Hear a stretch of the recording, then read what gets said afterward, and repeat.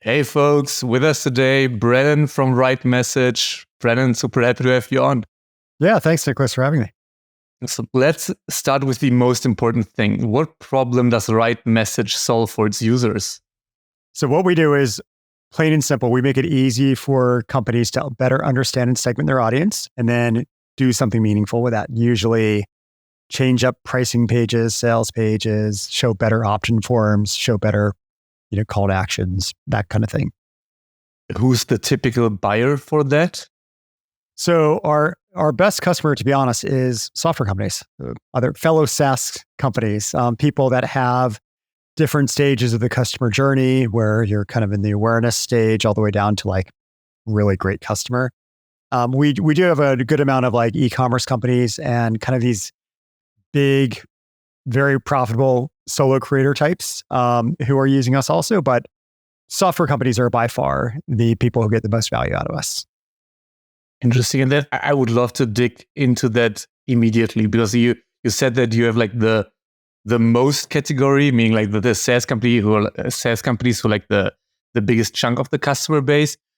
Do you focus everything on that with like the Pareto principle in mind, basically? Or how do you, as like the founder, navigate having the main chunk in one category, but then also other verticals as customers?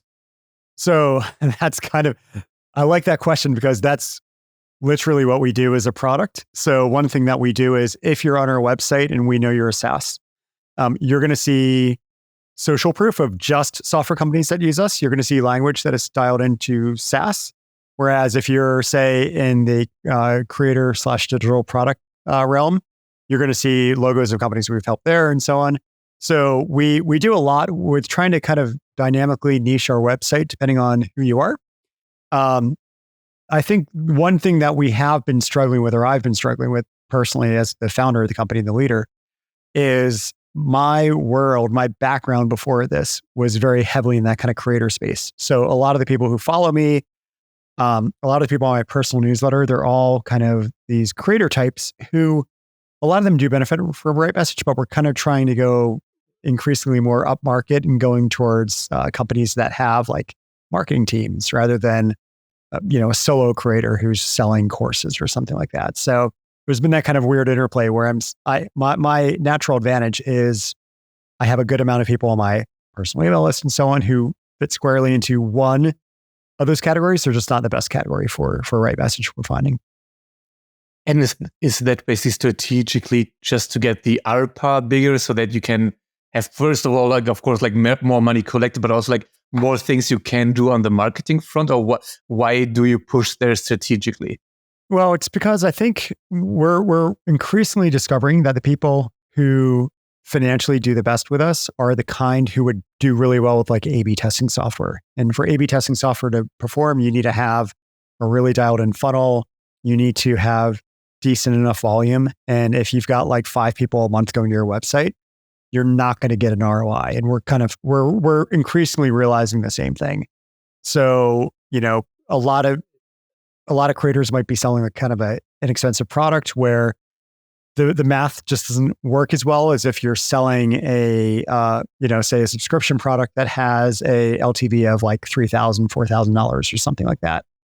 Then the performance enhancements that website personalization deliver make it really, really worth it. So we are an optimization layer, like A/B testing is an optimization layer. And because of that, we want to go kind of towards more mature clients who already have their funnel they already understand the equation. They just want to kind of multiply different bits of it. So for a founder listening who might be interested in doing that, how much traffic do you roughly need on like a landing page so that RightMessage makes sense? Yeah, I mean, so to get statistical significance, because we do include A/B testing. So think of us a bit like, in order to best describe, because I'm talking to a lot of software companies, right, as our main buyer. And the best description I've come up with lately is imagine something like Optimizely that can do A/B testing and website personalization, but it can pull data directly out of your email platform or CRM, which you can't do with Optimizely. You need to then pay for Segment on top of Optimizely. And it also does lead generation. So now it's like 3 of these tools for a fraction of the price of Optimizely, right? So that's kind of how I've been just describing it to potential buyers. But I think like in terms of the amount needed, funny enough, like we have a few agencies that use us, and their thing is like, well, if you can get us one new lead by making the featured case study more specific to somebody, and then they're like, oh, I'm going to stay on this website. I see language that resonates with them. I'm going to fill out the contact form. They might have lower volume, but the value of a lead is so high because they're selling, say, custom, development engagements, kind of like what you were saying you do. It's worthwhile for them. So I think it ultimately depends on things like what is the value per lead, what is the value per conversion, and then just doing the math there. If you need to hire the right developers and ship fast, then React Squad is for you. A boutique agency that specializes in React and only works with fast growth startups. Get a 14-day risk-free trial and a transparent price of $95 per hour. Visit reactsquad.io to learn more. Got it. And then switching gears a bit from the product perspective to like the company building side. So you started roughly 6 years ago. How did you initially get the company off the ground? So funny enough, I was doing a lot of what RightMessage does as individual consulting. So companies would hire me and I'd come in and kind of write a lot of JavaScript code and do it all for them. And then I built a course on email marketing and included some source code, like JavaScript code, as a bonus. And the average buyer of that course was a marketer. So giving a marketer like a zip file of JavaScript code is useless for most marketers. So those two things kind of were happening, and people were really interested in this kind of website personalization thing and being able to pull in data from your email platform and changing up a sales page or something. So then one of my consulting clients, Ankur who was then the CEO of Teachable, reached out and said, "Can I throw money at you and you make this like a real thing instead of just being a little side thing?" So him and a few others, we did raise, I know this is a bootstrapping focused podcast, but we did raise some money from friends really who were in the industry, people like Teachable, ConvertKit, Lead Pages, and others that I knew the founders, and we wanted to integrate with them. And I figured, well, if they invested in us, they're more likely to then really push us and, we can integrate well and all that kind of stuff. So we raised some money. We raised $600,000. We built the wrong product with that money. We hired, so I had a co-founder at the time. It was me and him. He was a technical co-founder. I was the marketing/business co-founder. We hired a marketer. We hired another developer. We eventually then hired another developer. We basically burned through that money in about a year and a half-ish, maybe 2 years. And at that point, we realized like we had built a great team. We built a great product, but our MRR wasn't offsetting our burn, that quickly. So my partner at the time, then Shai, and I decided, let's just go back to just him and I. We had enough in MRR that we could survive off that. So there wouldn't be any of that kind of pressure there. And we could then just operate as bootstrappers. So that's what we've been doing ever since. And funny enough, actually, a few months ago, I bought him out, and now I'm really the only owner of the company. And so now I've been kind of heading it on my own and stuff. But it's been a very interesting ride. The good thing is now we finally, I think, have the right product. The downside is we don't have all that fuel in the tank from raising that money to fire all the cylinders and everything. If you say you built the wrong product in the beginning, was there like basically a misconception on what pain point you were solving, or why did you initially go in the wrong direction? Okay, so there's two. I think I have two answers for this. The first is that we really wanted to operate as the kind of we were both. I'm an engineer, but I was kind of the business founder, and obviously my former partner, he was an engineer too. We both like the idea of people just showing up at the website, signing up for a trial, and paying us directly. We didn't want to do sales. We didn't want to talk. We just wanted to just people would show up and buy. And the problem there, I think, was that we had such a not, I don't know if difficult is the right word, but like a product that required you to think of like the strategy up front and like put together a lot of pieces and stuff that it didn't really work well for that kind of lower touch model. It's the same reason why, generally speaking, like with Optimizely, you're going to work with like consultants, or you're going to have sales calls, a bunch of them, and that kind of thing. Because for the kind of things needed to do to use RightMessage right, there needs to be strategic input. It's not as simple as just signing up and like going. So that was one thing. The other that we quickly learned was that in order to do website personalization, which was our kind of our core value prop that we did, you need to have segment data. So if you want to say, I'm going to show a case study or a headline or whatever, if you're in finance, and a different one if you're in software, you need to know, is this person in finance, or are they in software? And the problem is, we built this really great technology, but most people we talk to didn't have that level of segmentation data that we needed to trigger these changes. So we ended up needing to build like micro-surveying tools and stuff into our product where you could say, hey, which one of these are you? Oh, I'm in software. And then now from then on out, their entire experience is about software. So that didn't exist early on. And we realized just firsthand how few people that we were trying to sell to actually had any segment data. They had like a CRM or an email list of hundreds of thousands of people, but it would basically just be email addresses and names. They wouldn't have details about who these people were that they could then use to personalize their website. Makes sense. And then I would, if you're open to share, because those things are always like, of course, very personal. Why did you make the decision to buy out your partner? Because I feel like it doesn't even need to be co-founder conflict, but basically just wanting different things in life between shareholders in a company is like a very hard to navigate thing. So how did you make the decision to do that? Yeah, that's a good question. So I think we both had known for a while that we were kind of, in a way, getting in each other's way, and that he wanted one direction of the company, I wanted a different direction. And that kind of led to stagnation for a while, which wasn't helping our revenue charts. It wasn't helping our customers or anything like that.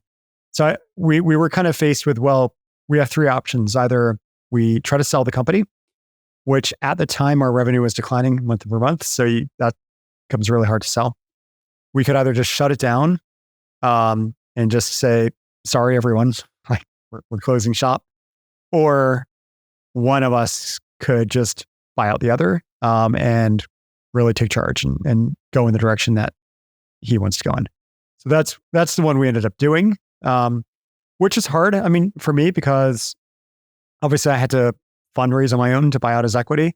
I ended up using my own personal savings, which means I'm even more now invested in it than ever before. But I think it was the right move to make, because had we sold, we wouldn't have made much at all. Had we shut it down, there are a lot of customers who really love our product and get so much value out of it, and they keep paying us. So that wouldn't help them. And I knew that if I could run it the way I wanted to, that I could get it where it needed to be, I think. So yeah. How do you manage the extra pressure you have right now? Because you said you put your savings into it, and being a founder has a lot of emotional pressure anyway.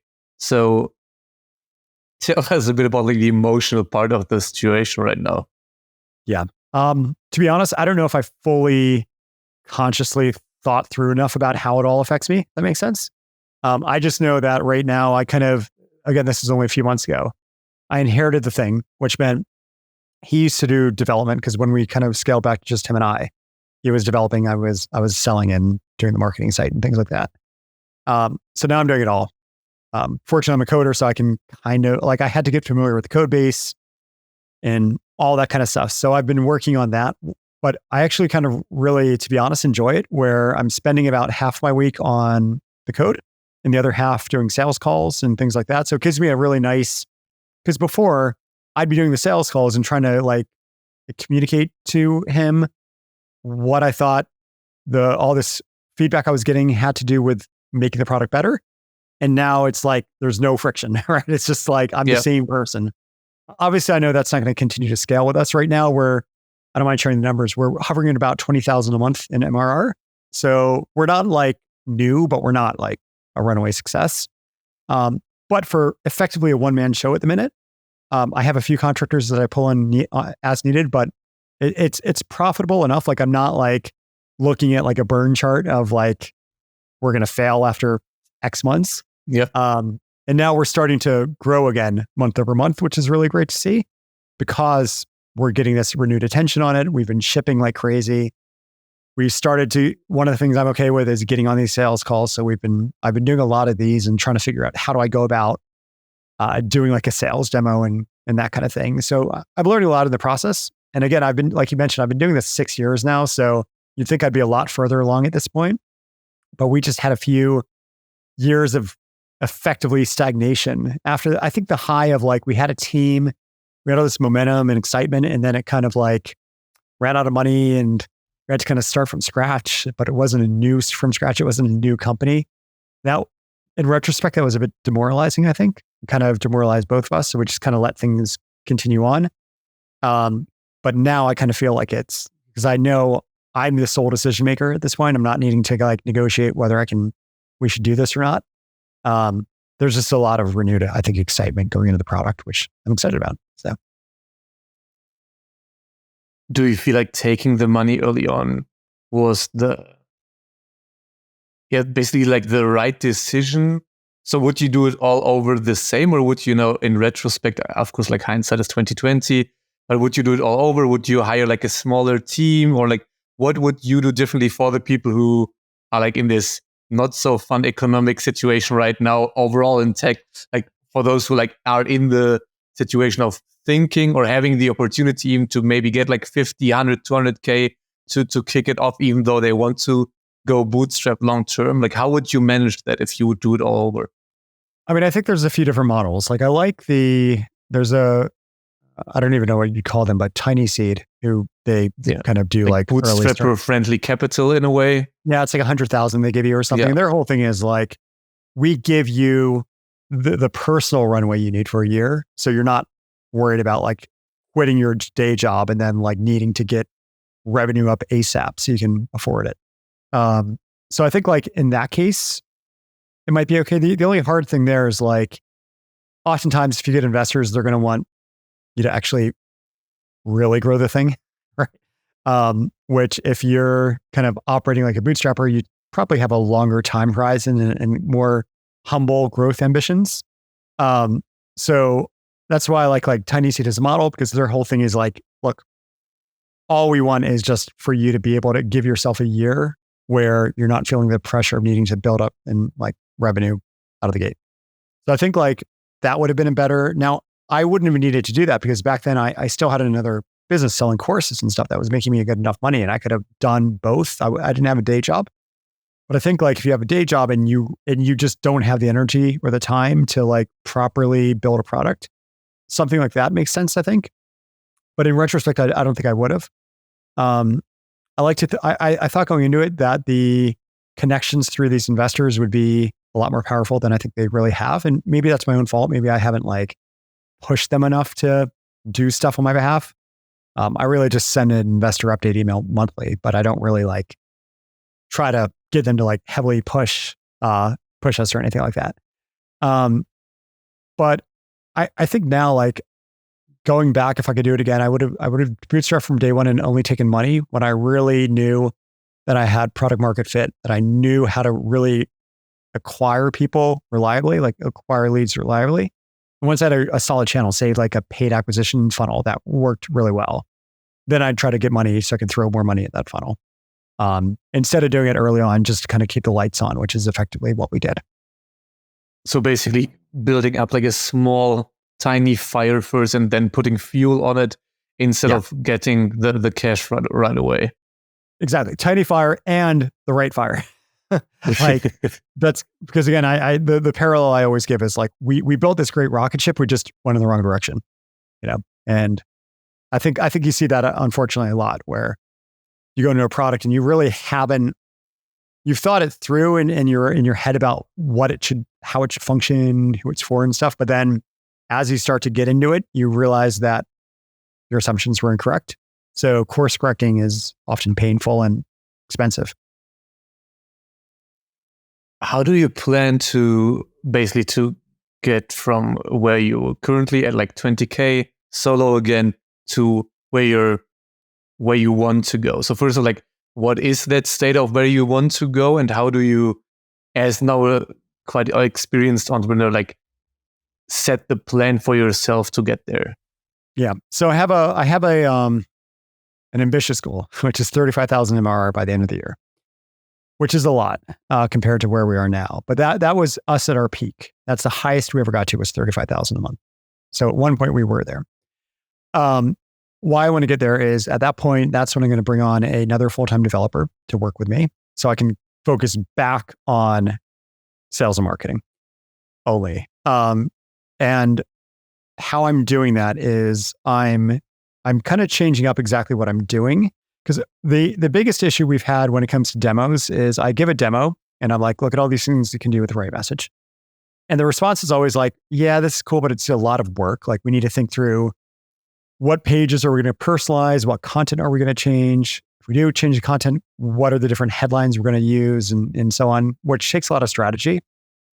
And it's a lot of effort, to be honest. So one thing that we're doing, that I'm trying, is I just brought on somebody who is working with me to basically have an agency within our product. So what we're doing now is we're saying, for a flat fee, we will do everything for you. We'll do the strategy work of coming up with the segmentation strategy, getting it linked to your CRM, getting that data passed around correctly, getting copy variation set up for your key pages across your site, putting into place A/B testing and goal tracking.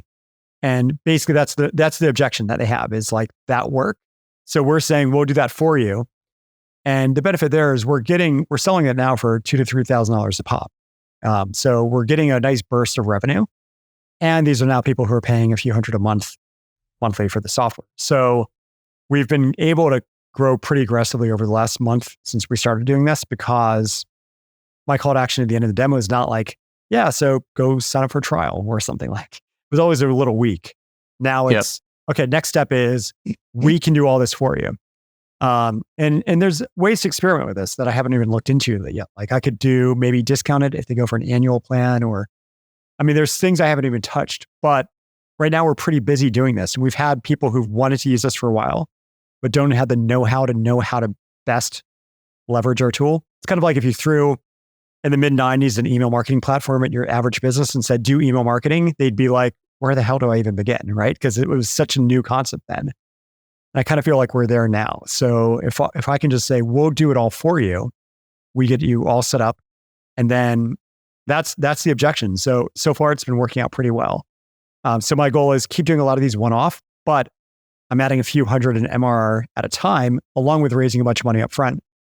And so our funnel is going to be basically funneling people to a done-for-you agency thing that we're building on top of the software.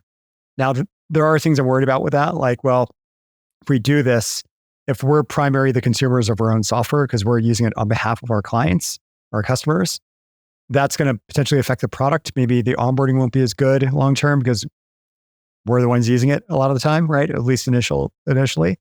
So there's things to think through, but I think for right now, this is the right move to make for getting us to that growth goal that I have, given our limited resources. I think it's very smart, because especially if you look at enterprise SaaS, selling a professional services package is basically the default, or like very standard. Yes. And then basically you get free cash flow. Sure, you have the cost of fulfilling the thing, but I think, of course, like you pull a profit from that, and then you get people properly onboarded. And also, I think once you paid like 2-3K for onboarding, you're not going to cancel. Do you really switch like 2 months after 2 months? No way. Yeah. You're not going to cancel month one because you're already in it for $2,000 or something. Yeah. I think that's super smart. But you mentioned that you might be like the main consumer, so to say, on your own tech then. So is it basically that they don't even interface with your software, or like how do you manage that balance right now? Yeah. So I think we're not sure yet. We haven't had anyone who said, can you maintain it forever? Most of the time it's set up and then they get into it. So that's been okay, because we do have a lot of documentation, and it's really a well-designed product overall. It's just I'm worried about that blank slate for somebody who doesn't do the done for you. They go in and it's blank. Like, will we start to ignore that? Because we're giving them we're basically seeding the account with data is kind of what they're paying us to do. So for somebody who comes in and doesn't do that, the question I'm trying to tackle right now is, do we just make it so everyone needs to go through this flow? And I've seen this before. I think like HubSpot, you can't even sign up without a setup fee where they basically do this for you. And maybe that's the answer here. I don't really like it because when I buy software, I like demos, I like trials. I don't like demos. I like trials. I like self-serve. Just go in. I don't want to talk to anyone. But then I'm increasingly realizing like the way I buy software isn't the way that my ideal customer buys software. So yeah, that's just something that I think I'm my own worst enemy in that sense. Like I want a product where I can just go in, don't talk to anyone and screw around. But am I the buyer of it? Yeah, I would love to put my finger on that because I had a very similar realization literally a week ago because like I run an agency as well under the Element umbrella and we never did any outbound. So it was literally all inbound because I just knew when I use other services agencies, it was always like a friend of a friend, someone who knew, or I put like an ask in like a Slack community. And if I get a cold email, it's like an auto delete. But then a more experienced founder I know just like pushed me, hey, just try it. Like, even though you don't feel like you're a sales guy, just go for it. And I did it and it works. Without we're 3 weeks in, already appointment set up, and I would have bet everything against that because I just know my own behavior. Yeah. But I think that's for me, that was like one of the biggest learnings of the last literally 2 weeks. Like, to not always assume that everyone else acts like me, even though it helps to be in the same industry and to have the ability to think like your customer. I think that's a major thing. Absolutely. And that's exactly where I am now. I'm you, but like 2 weeks ago. Where I'm like, I hate being on the receiving end of these cold outreach emails because they're all really horribly written, it seems. Yeah. But a lot of people are doing it, which means it probably works. And I've only ever done inbound. Like the only customers I have came from like getting to our site, joining the email list, and then, getting a demo or signing up for trial. Like I've never done outbound, but I know, we integrate with apps like HubSpot. It'd be great there's tools where I can say, email people who use HubSpot. I mean, if they're paying HubSpot, they can afford us. Yep. So like that is my next step. I just haven't even gone down that rabbit hole yet. That's so interesting. I would love to get out one more question before we wrap up because we're coming close to our time. I think it's very unique for someone to be basically a prolific creator, to say it that way. So what things were you able, what skills or maybe habits were you able to take from being a creator to being a SaaS founder? Yeah, great question. I think a big thing is because as a creator, so my story is agency owner, where you never had a buy now button. It was always proposals and meetings and stuff, to being a creator where people buy, say, an online course through a sales page. I think that learning how to do the whole lead generation, nurturing, bringing them back to the site to buy, all that kind of thing was really helpful. The copywriting aspect, especially, was really helpful. What hasn't translated, I found, and this is consistent with other friends of mine in SaaS who have a similar backstory, is with kind of selling digital courses or whatever, you can usually use urgency really well. Like, buy this week, you get a discount, or buy this week, whatever. Anytime I've tried to do the equivalent kind of campaigns with RightMessage, it's failed. And so I'm realizing with SaaS, it's much more of a slow game where people are not going to impulse buy it. Usually it's not going to be okay, you convinced me in this time limited email. It's usually going to be a longer buying cycle, at least for my kind of product. And I think I'm okay with that now because I'm learning that I can compound the email marketing automation stuff that I learned really well with being a creator and apply this kind of the same things here about just playing the long game and getting people on our list through a lead magnet over time, delivering really good value in content and stuff to them. And then 6 months later, then they decide to become a customer. That's fine.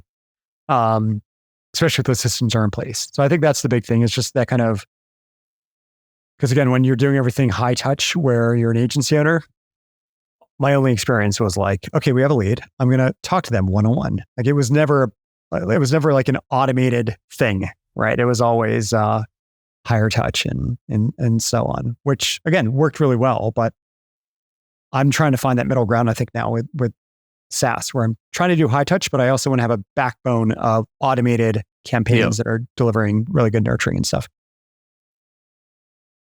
Brennan, thanks a ton for taking the time today and for coming on. Yeah, this has been great. It's been a lot of fun. If you like this episode, then you'll love the SaaS Operator, a weekly newsletter brought to you by Early Node, with actionable insights from SaaS experts in the industry delivered right to your inbox every Tuesday for free. Visit earlynode.com to subscribe.